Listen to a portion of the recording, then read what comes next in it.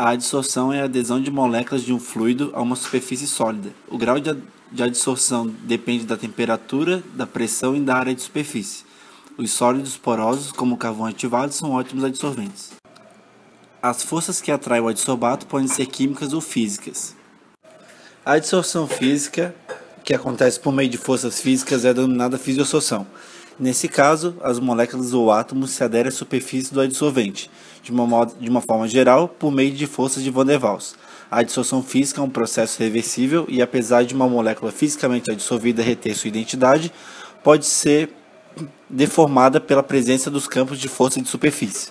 A adsorção química também pode ser chamada de quimiosorção e é específica, empregada na separação de misturas. Nesse caso, as moléculas ou átomos aderem à superfície do adsorvente por meio de ligações químicas, que normalmente são covalentes, tendendo a acomodar-se em locais que propiciem o maior número possível de coordenação com o substrato. O processo é isotérmico e irreversível, uma vez que há a formação de ligações químicas. Muitos modelos de adsorção foram propostos durante os anos. Os mais importantes são descritos pelas isotermas introduzidas por Langmuir, Freundlich e Bethe. A mais importante delas e mais utilizada é a de Langmuir. Uma das hipóteses no desenvolvimento do modelo são: a superfície de um sólido contém um número definido de sítios para adsorção. Cada sítio pode ser adsorvido somente por uma molécula. Todos os sítios são energeticamente equivalentes. A adsorção independente da presença ou ausência de espécies adsorvidas na sua vizinhança. No equilíbrio, a taxa de adsorção é igual à taxa de desorção. E no equilíbrio, para certa temperatura e pressão, existe um número de moléculas adsorvidas.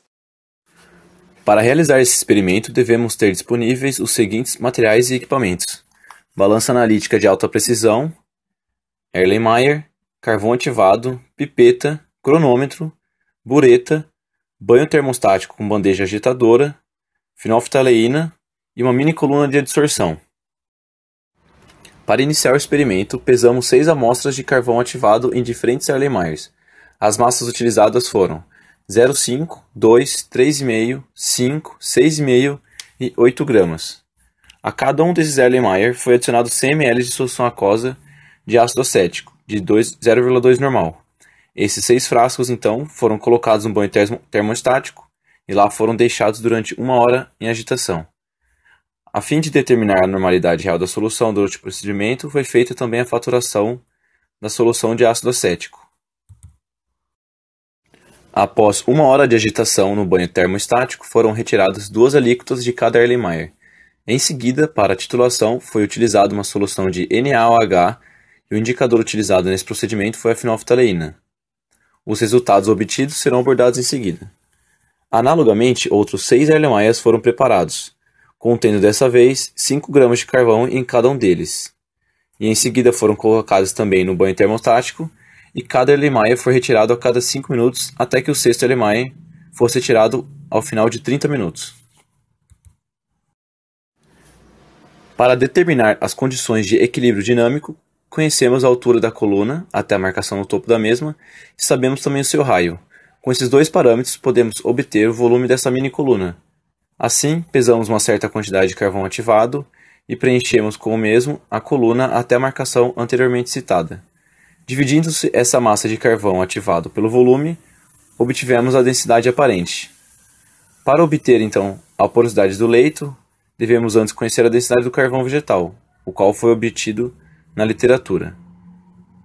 Calculamos a razão, então, entre a densidade aparente e a densidade de carvão obtida na literatura. Assim, fizemos o cálculo final para obter a porosidade, que seria 1 menos a razão anteriormente citada. No primeiro momento, a solução de ácido acético foi titulada a fim de identificar a concentração exata de ácido acético na solução, uma vez que o que continha no tanque não foi tomado como dados confiáveis. Titulamos uma amostra de ácido com a solução de NaOH, utilizando fenolftaleína como indicador de pH. E assim, foi possível obter um valor para a concentração padrão de ácido, um valor de 0,186 mols por litro.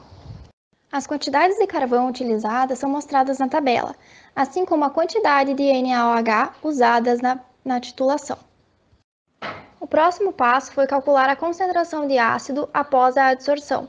Logo, calculamos a quantidade de NaOH adicionada multiplicando a concentração pelo volume.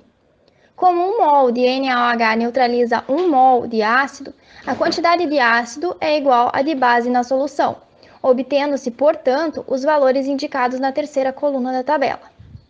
Para o cálculo do número de mols adsorvidos, foi feito o número de mols total menos o número de mols na solução. E dividindo ainda esse valor pela massa de carvão, encontramos a constante de equilíbrio de adsorção para cada amostra, mostradas nas últimas colunas. Existem muitas isotermas de adsorção. No entanto, para a adsorção específica de ácido acético em carvão ativado, utilizaremos a de Langmuir, que possui curvatura inicial voltada para baixo devido à diminuição de sítios ativos. A equação está descrita a seguir. A isoterma usa as hipóteses seguintes: adsorção monomolecular, superfície energeticamente homogênea e considera também a não interação entre as partículas adsorvidas na superfície. Pode-se então plotar o gráfico da constante de equilíbrio em função da concentração. Ao comparar-se com a isoterma de Langmuir da literatura, percebe-se uma grande incompatibilidade. Isso pode ter ocorrido devido aos erros de medida na hora de manipular a massa de carvão, ao titular, erros na leitura dos dados, balança mal calibrada, entre outros. Dessa forma, foi inviável a linearização dos dados da isoterma para descobrir os parâmetros como K e Km. Na segunda parte, foi possível calcular a cinética de adsorção. Essa tabela apresenta os dados para a realização da cinética para o ácido. As amostras foram retiradas conforme os tempos indicados, e o cálculo dos demais parâmetros seguiram o mesmo procedimento que anteriormente. Percebe-se que, a partir de 10 minutos, os valores ficam muito próximos entre si, o que significa que atinge rápido o equilíbrio. No primeiro ponto, identifica-se uma diferença maior que as outras para os valores de concentração. Hipóteses que explicam são a grande superfície específica que minimiza o efeito da difusão dentro dos poros, ou seja, grânulos muito pequenos não apresentam grande resistência à transferência de massa. Além disso, como o ácido é hidrofílico, a água solubiliza muito bem e dificulta a aderência dele na superfície do carvão ativado. Ainda, outra consideração que pode ser feita é que a concentração de ácido adicionada é muito superior à quantidade de sítios ativos disponíveis no carvão, fazendo que eles possam ser preenchidos muito rapidamente. Para descobrir a velocidade de adsorção, estabelecemos uma linha de tendência linear entre os pontos, achando o coeficiente angular de 7 vezes 10 a menos 5. Possivelmente, 30 minutos não foi o tempo suficiente para chegar à saturação da quantidade de carvão ativado presente no experimento. Uma fonte de erro pode ter sido também a gerência de tempo de residência no becker de agitação.